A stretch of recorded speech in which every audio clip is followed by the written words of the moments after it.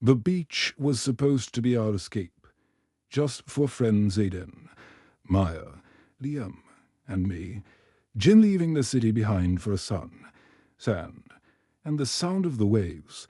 It was perfect, almost too perfect. The coastline was pristine, completely empty, but as we walked along the shore, we started noticing things strange, face-like carvings on twisted pieces of driftwood, half buried in the sand. They were unsettling, like silent watchers. That evening, as we gathered round a bonfire, the atmosphere changed.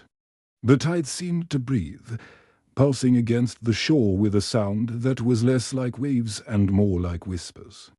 That's when I saw it for the first time, a small, dark creature near the surf.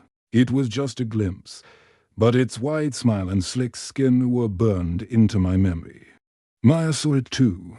We tried to laugh it off, calling it Labubu, some weird beach animal. But the name stuck, and so did the unease. The next day, we wandered into a nearby village, a place that felt frozen in time. An old fisherman, his face a road map of sea-worn lines, saw us and his expression hardened. He pointed a crooked finger back toward the beach. "The sea owns that shore," he rasped, "and the drowned one comes to collect what's his. Be gone before midnight." His warning hung in the air, cold and heavy. But we were young, and we thought he was just trying to scare the tourists. We should have listened. As the clock ticked toward midnight, the ocean transformed.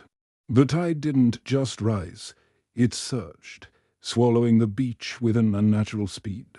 His strange, high-pitched laughter echoed on the wind, seeming to come from the waves themselves.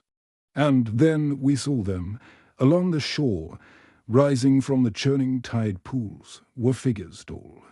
Spectral shapes draped in seaweed, their eyes glowing with a pale, cold light. They were the drowned figures, and at their lead was the drowned one. Its form a terrifying silhouette against the stormy sea. Panic set in. We were trapped. We scrambled to an old, ruined lifeguard tower, the wooden steps groaning under our weight. Inside, the walls were covered in names and dates, carved like makeshift graves. We weren't the first. The warnings were everywhere, stories of those who stayed past midnight. The night became a blur of terror, of whispers turning to screams as the figures closed in, their touch as cold as the deep ocean. When the first light of dawn broke through the clouds, the beach was silent again, pristine. The tide had receded, leaving the sand smooth and unmarked, as if nothing had happened, as if no one had been lost.